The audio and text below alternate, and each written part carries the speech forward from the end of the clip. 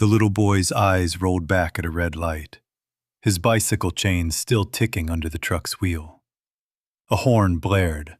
A phone slid under a seat. A mother's voice was still on the other end of it, mid-sentence, telling her son to wear his jacket. Blood on his chin. A bicycle helmet cracked down the middle. A backpack 2 years too big sliding off his shoulder. A granola bar, half unwrapped, still in the side pocket. The wrapper had a cartoon bear on it. The bear had been smiling. The bear was still smiling, because cheap cartoon bears don't know how to do anything else. The world didn't slow down. The world just got louder. If stories like this shake something inside you, if you've ever loved a child that wasn't easy to love, please hit subscribe and leave a comment below before we go any further. Because this next hour isn't going to be easy on anyone. Ethan Cole heard the sirens 6 miles away. He was halfway through his 3rd scotch when the call came in from his mother's housekeeper. Not his mother, the housekeeper. That was already a clue he didn't take. The housekeeper's name was Linda. She had worked for the family since Ethan's senior year of college. She had, in fact, walked him to his dorm. She had packed him a bag of snacks. She had never once let him go hungry. His mother had never once. "Mr. Cole, your mother asked me to call. There's been an accident. A boy. The same age as—" The woman's voice cracked, and Ethan could hear her swallowing something that sounded like a prayer. "The same hospital." "Same hospital as what?" he said. She didn't answer. She never answered the parts of sentences she knew better than to. He drove. He didn't remember getting into the car. On the way, he remembered a thing he had not let himself remember in years. He remembered the bicycle. Not the red one in the painting. A red one that had been real, in a yard that had been theirs. He had been 9. Daniel had been 7. Their father had promised to teach them to ride on the same morning, then had been called into a meeting at the office, then had not come home until dinner. Their mother had watched from the kitchen window. Their mother had not come out to the yard. Their mother had sent Linda. Linda had walked them to the curb. Linda had let them fall.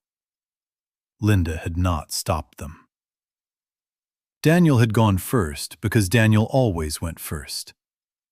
Daniel had hit the fence post, the one with the rust stain, the one their father had never replaced.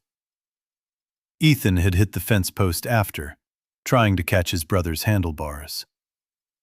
They had bled into the same handkerchief. They had been taken in the same car to the same urgent care. The doctor had used the same stitches. Their mother had signed the same consent form. She had signed it in pen. That was the day Ethan learned that his mother signed things in pen when she was pretending to be brave. The exit sign said 9B now. He'd met his wife in a bar 2 blocks past 9B. He'd signed the prenup in a hotel off 9B. He'd watched his whole marriage collapse from a balcony over 9B. He'd gotten the call about the funeral behind a gas station off 9B. He had not driven past 9B since. He drove past 9B tonight. He drove past it like a man walking past his own house after the lights are off. He drove past it the way a man drives past a movie theater where the only good thing that ever happened to him happened with someone whose name he is no longer allowed to say out loud. He drove past it with both hands on the wheel for the first time in a year, because his hands had started shaking somewhere around the 3rd exit, and he didn't trust them. In the ER waiting room, the lights were the wrong color. Hospitals always seem to pick the wrong color, like the building is admitting something it doesn't want to say out loud. A vending machine hummed in a corner, the only sound that didn't feel like it was about to break. A TV played a cooking show with the volume off. A janitor mopped a long stripe of floor that led to nowhere. There was a single tissue box on a side table that had been used up to its last tissue. Someone, hours ago, had cried into that box and not replaced it. Mara sat in the third chair from the door. She didn't look up when his shadow fell across her shoes. Her shoes were different. She'd thrown out the ones he'd bought her. He noticed. He pretended he didn't notice. "You shouldn't be here," she said. "He could be my son." "He isn't," she said. "Not anymore." Ethan sat down beside her anyway. He remembered the way she used to smell like dish soap and oranges because she worked late shifts and never had time to wear anything else. She still smelled the same. He hated that he noticed. He hated more that she noticed him noticing because she shifted her weight just enough to put space between their elbows. Old habit. One of theirs. Bad habit. One of theirs. "You look tired," he said. "Don't." "I'm just saying, don't start being kind to me now," she said. "It's too late for kind. It is past the part of the night where kind is any good to anyone." He nodded. He nodded the way men nod when they know they have lost a fight they did not realize they were in. She had always been 2 steps ahead of him. Even on the worst nights, she had been 2 steps ahead. He had just never noticed until tonight. A nurse in blue scrubs came out of the double doors with a clipboard pressed against her chest. She had lines around her eyes that looked like she'd been standing all day. Her badge said, "Carla." She looked at Ethan. She looked at Mara. She looked at the vending machine like she was considering it for the 3rd time tonight. She didn't introduce herself. She just said, quietly, "I need the father." "I'm not," Mara said again, and this time when she said it, something in her voice sounded like a door she'd been holding shut for a long time. A door that had child-height fingerprints on the inside. A door that still had a "Handle with care" sticker on it from the moving day 4 years ago. "I'm not," Ethan said, because his lawyers had made him say it once in front of a judge. He remembered the exact words.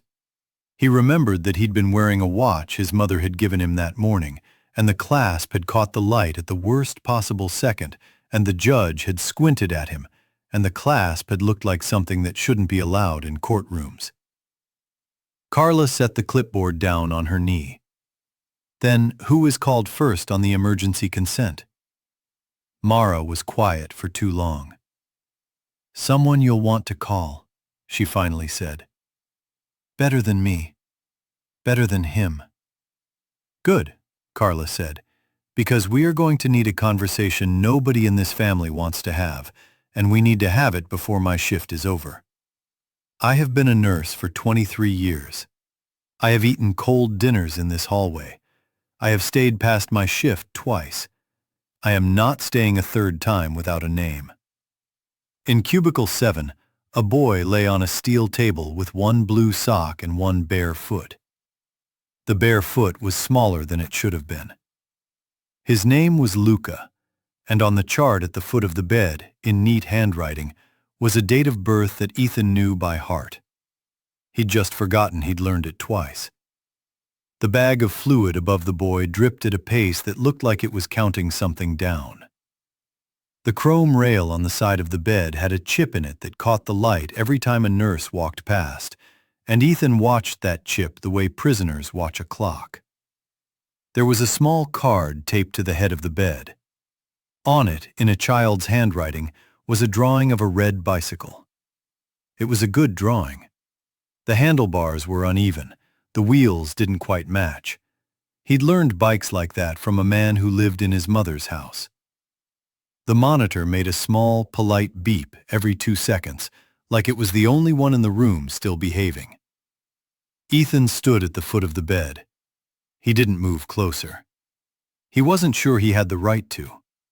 The boy's knuckle had a small scab on it. The scab had a tiny bruise around it. The bruise had a faint fingerprint in it. Someone had been holding this boy's hand too tight. Someone who loved him. Someone who didn't know how to say it without gripping. "How bad?" he asked. Carla hesitated. "Bad enough that we need a blood match in the next 48 hours. Bad enough I need to ask you a question, and I need you to answer it without calling your lawyers first." "I'm listening." "The donor registry cross-referenced tonight. The only viable donor for this child is, and you're not going to like this, your brother, Daniel Cole." Ethan laughed, a small dead laugh. "Daniel's dead." "Daniel isn't dead," Carla said. "Daniel just doesn't exist in the version of your family you were raised in." And just like that, Ethan heard the ghost he thought he'd killed open a door in his chest. In the gallery at Cole Manor, the one his mother had built when he'd been 19, the one he'd avoided for years, there used to be a small painting at the end of the long hall. It was painted by Daniel, a child on a bicycle. The bicycle was red. The child had his helmet on crooked, the way children wear helmets when they're excited about riding. The child was holding a paper kite. The kite string was too long. The kite had been painted out, in later years, by someone with a steadier hand than the painters. Ethan had asked his mother once, "Why do you keep it?" And she'd said, "Because it reminds us what could have been." He hadn't understood her then. He didn't think he understood her now. But a different kind of not understanding. The kind that happens when the answer you thought was a memory turns out to be a stage direction. He stared at the painting for a long time the night Daniel left. He stared at it for the kind of long that grown men do not admit to. His mother had stood behind him in a hallway of her own house and not said a word. She had her hand over her mouth. She let him cry. She let him because she had raised him to be a boy who could only cry at paintings. Then something Carla said came back to him, and the air around him changed. "You said donor registry cross-referenced tonight," he said slowly. "Tonight? This hospital doesn't cross-reference donors until the third visit. This is his third visit. How did you know?" Carla didn't flinch. She'd been a hospital nurse long enough to know when a man was circling truth. "Because," she said, "the paperwork that put your name in this chart is not the paperwork that put Luca's name in this family registry. And the family registry was flagged tonight by a routine probate check we don't usually run." Mara was leaning forward in her chair. Her hands were around her own knees. "Who flagged it?" Mara asked. "Your mother-in-law," Carla said. "Through her attorneys. She flagged it 2 hours before the accident." Mara closed her eyes. She did it in a way that looked practiced, like a woman who closes her eyes to keep from being seen while she decides how to lie. "She knew," Mara whispered. "She always knew." Ethan swallowed something that tasted like the inside of an envelope he'd mailed 2 years ago. Mara was talking again. Her voice had cooled down to a register Ethan used to hear at the worst parts of their marriage. "2 years ago," she said, "when the lawyers came for the boy, I told them the truth. I gave them the DNA test. It wasn't yours. I let them think you'd been lied to. I let them take the settlement. You never said a word." "I never said a word because your mother told me in the meeting after the funeral. Yes, we had a meeting about my son's funeral. What she would do to a Cole child who wasn't a Cole. And I believed her." She looked at him then. She looked at him in a way that felt worse than any of the court hearings. She looked at him the way a woman looks at the door she left keys in. She looked at him the way a woman looks at a wall she used to lean against. She looked at him the way a woman looks at a man who has agreed, in writing, that his name is worth more than a child's skin. "She sat across from me in her dining room," Mara said. The one with the long table. She had set 2 places, mine and her own. She had prepared tea. She had prepared the kind of tea she prepared for people she was about to ruin. She had written a single sentence on a napkin. She slid it across to me, the way people slide final notices across desks. The napkin said, "A name or a child." She looked at me over the rim of her cup. She said, "Mara, do not test me. I have buried better men than your son's father. I will bury your son with a signature." So I signed. I signed everything. I signed in pencil because she did not let me use her pen. I signed him off the family tree. I signed away the name he could have had in exchange for the only promise that mattered, that he would live and grow and never be handed a Cole last name. I signed it like a coward. I signed it because I believed her. I signed it because you had given me no proof that there was a single person in your family brave enough to stand between her and a child. You believed her? Ethan said. I believed her because you'd never once stood up to her. Not when she picked your ties in the morning. Not when she fired the gardener. Not when she told your brother to leave in the middle of the night. Ethan remembered the night Daniel left. He remembered the door. He remembered his own hands in his own pockets. He remembered, and this was the part that did not let go, that Daniel had come to his room first. Daniel had stood in his doorway in socks, holding nothing, asking for nothing. Daniel had said, "I'm leaving for the family, but I'm leaving for you too. Don't be the kind of son who never looks back."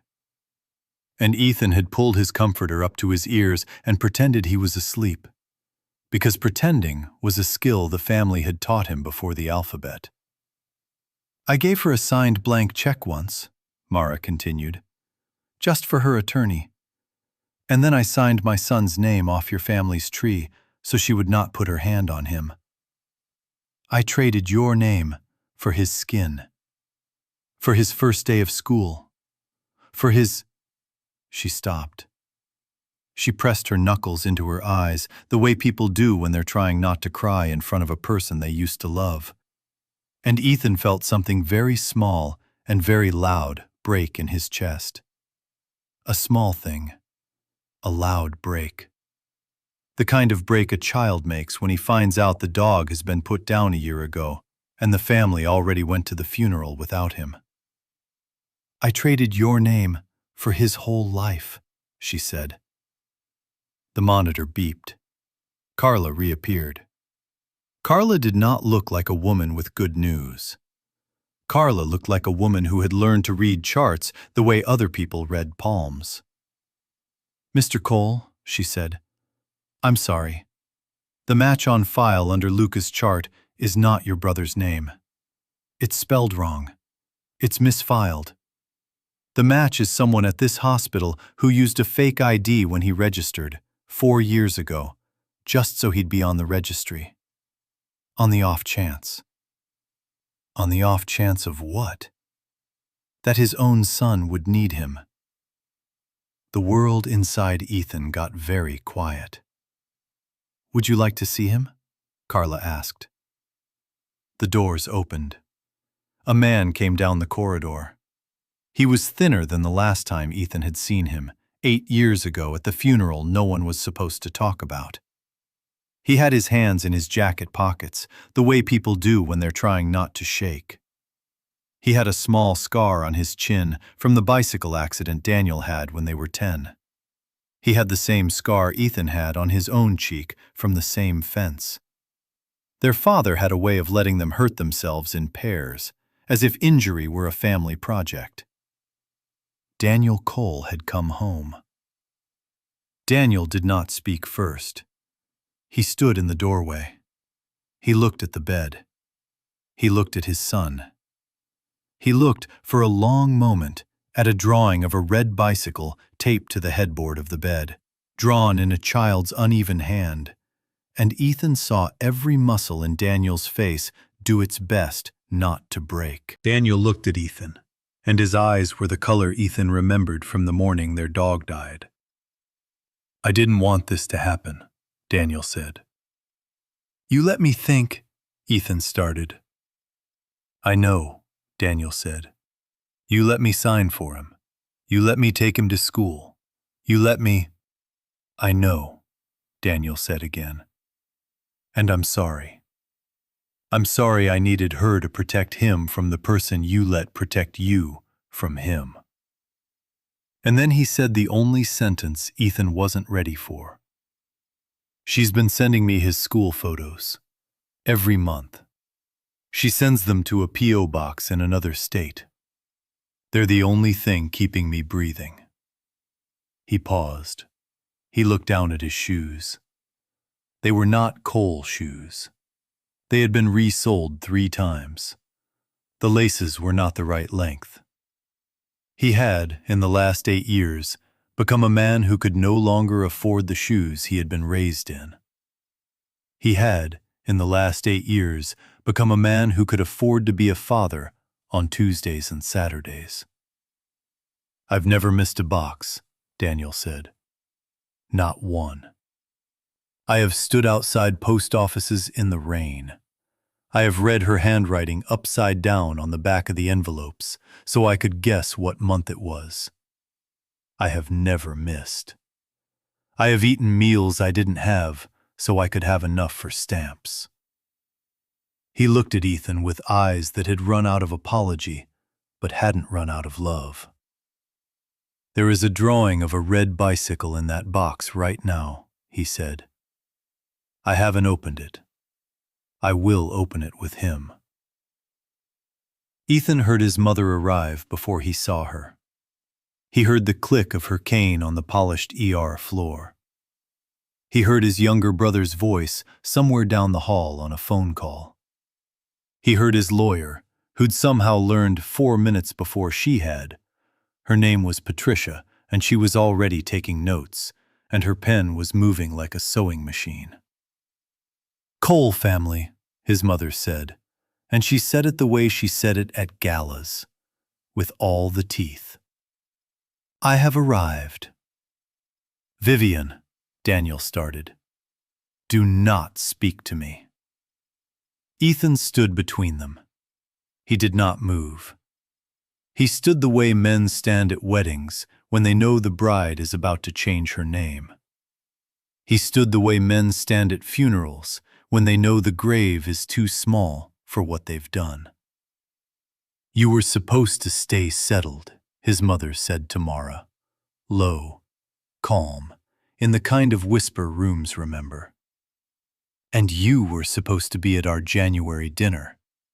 Both of you." "I was never going to make your January dinner again," Mara said. "And you," his mother said, turning to Daniel. "You were supposed to take the settlement, take the alternate name, take the apartment in Lisbon, and never come back." "You're right," Daniel said. "I should have." "You should have," she said. "You should have let me write you out of the family like a typo. You should have let me bury my mistakes in grammar. You should have stayed where I put you." "Where you put me was a 1-bedroom in Lisbon with no heat," Daniel said. "I've been there. It was a fine apartment." "Don't be funny with me, Daniel." "Mom," Daniel said, and his voice cracked on a single letter, like a teenager's. "He is my son. He has been my son since before you ever learned his name. I had to give up his name to keep him alive. You don't get to take his name now." His mother looked at Ethan. She looked at him like a woman looking at a piece of furniture she had once believed was valuable. Ethan spoke.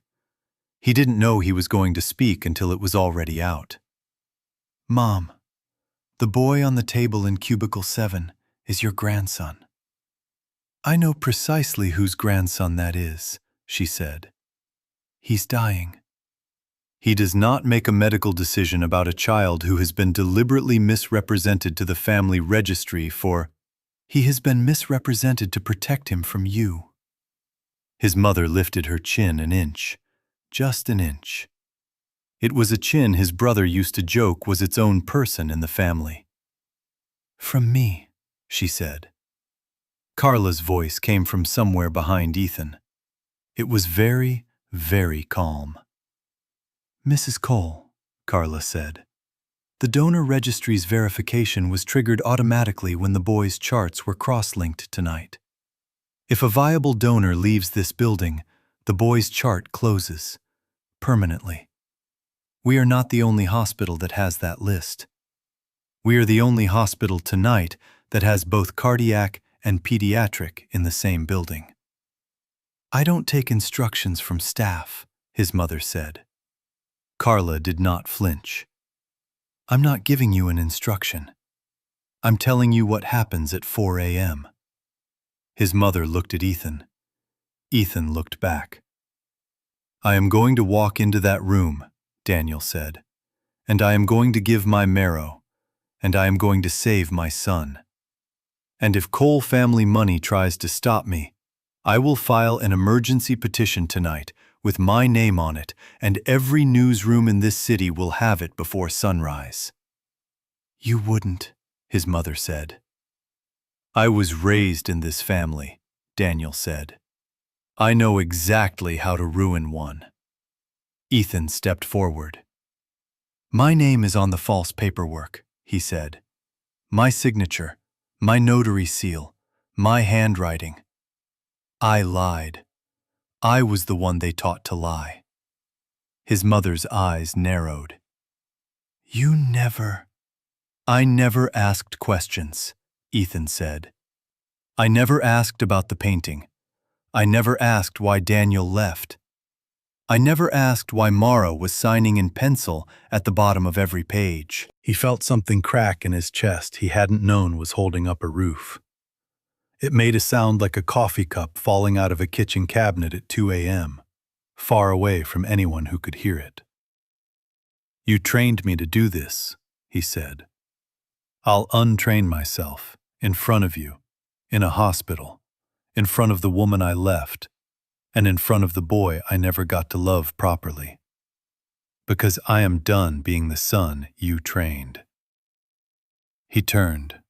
He did not look at his mother again.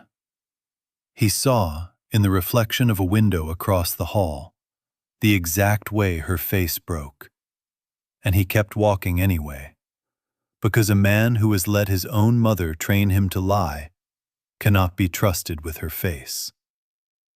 He walked down the corridor. He entered cubicle 7.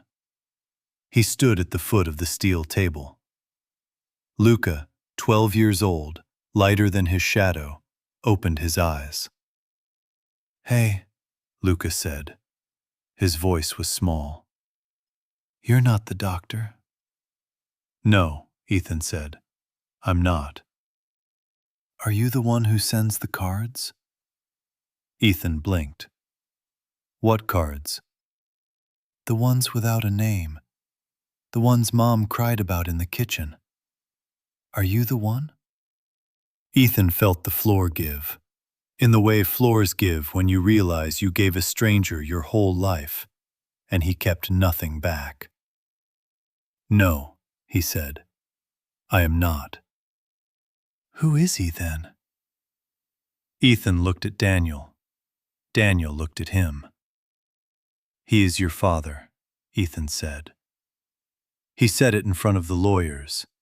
He said it in front of his mother, who was listening at the door with a hand pressed flat against the wall.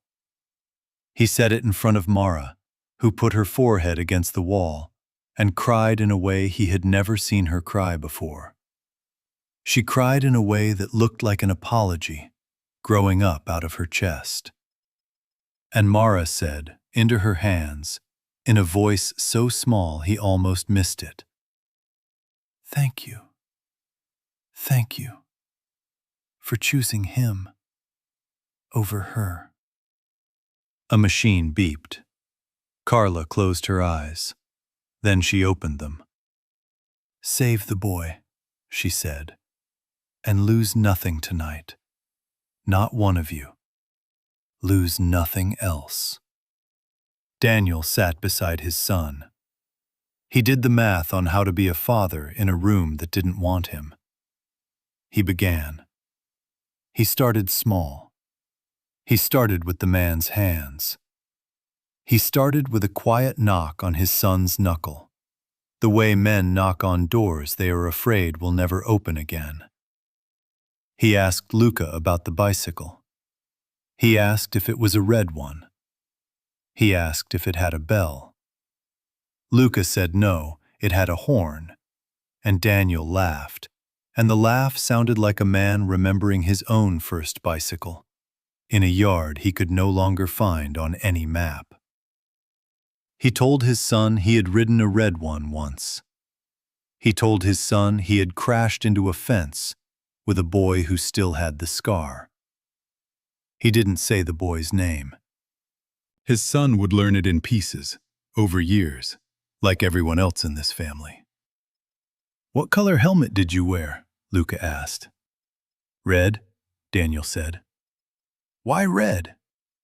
"Because I wanted to be a fire truck," Daniel said, "and they wouldn't let me have the truck." Luca laughed for the first time. The laugh sounded small in the room, but it sounded like a window being opened in a house that had been locked for years. Carla looked at the laugh the way she looked at charts, carefully, like something that might not be there the next time she checked. "Are you going to be here tomorrow?" Luca asked Ethan. Ethan did not know how to answer. He learned to answer. "Yes," he said. "Tomorrow. And the day after that." "Promise?" "Promise." Luca closed his eyes. He slept the way children sleep in hospitals, with one hand open, waiting for someone to hold it. Daniel sat down beside his son and put his hand in his son's. Ethan stood at the foot of the bed and watched a man he had betrayed learn to hold his own child for the very first time. Ethan walked out. He did not look back. He did not need to. He had seen what he'd been. Outside, the air had changed. It had the kind of cold that doesn't lie. Ethan stood at the curb. He took out his phone. He didn't call his mother. He didn't call his lawyers. He didn't call his office.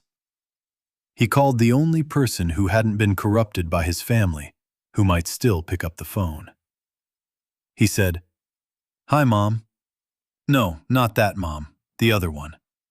The one who held me through the fire alarm when I was 6. The one who packed my lunches." He said, "I need to borrow a bed tonight. I need to borrow a kitchen." He said, "I need to learn how to be someone's father in the morning." And the woman on the other end of the line did not ask him why he had never done this before. She did not ask why he had waited. She did not ask him a single question, because she had been waiting by the phone for 2 hours, the way mothers wait by phones, the way mothers always know. She said one sentence. She said, "Bring the boy when you can." At 4:11 a.m., the hospital called. At 4:11 a.m., the boy was alive. And Ethan walked back through the sliding doors, slower this time. And for the first time in his life, he did not walk past cubicle 7. He walked into it. He stood at the foot of the bed, where he had stood as a stranger, and started to learn what it felt like to stand there as something else. There is a particular kind of light that hospital corridors get at 4 in the morning. The kind of light that makes everything look like a photograph someone forgot to develop. Ethan stood in it. He let it sit on his face. He let it do what it wanted. He had, until that night, been the kind of man who moved faster than light could keep up with. He had been the kind of man who left rooms before anyone could say the word wait. He had, until that night, never once let a hallway hold him. He let this one. He stood in it for as long as it took for a man to learn what it feels like to pray without moving his mouth. He stood in it while the vending machine hummed, and the janitor turned off the long stripe of floor, and the cooking show finally ended, and the channel quietly moved on to the next thing. And the next thing was a news broadcast he could not hear, and the news broadcast did not need him anyway. Luca would grow. He would have scars on his wrists where the IVs had been. He would have a small scar on his chest where marrow had been drawn.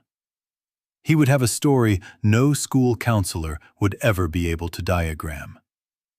He would learn, one Christmas, that his grandmother had signed a letter that kept him out of a museum of names.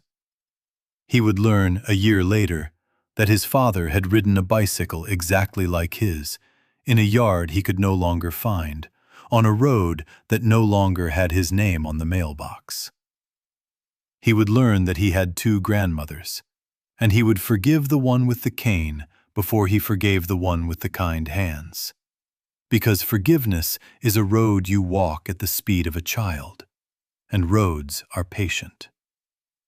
Luca would grow, and on the night he turned 18, he would sit on the porch of the small house Ethan now rented in a town no Cole had ever lived in, and he would ask his mother about the bicycle. And Mara would look at the moon, and she would say, "There is no bicycle, sweetheart. There is only the road, and the men who didn't ride it." And then she would correct herself, quietly, in the way mothers correct themselves when their children are watching. And she would add, very softly, "And the one who finally did." If you had to choose between the name you were born into and the child you were never allowed to love, which would you protect?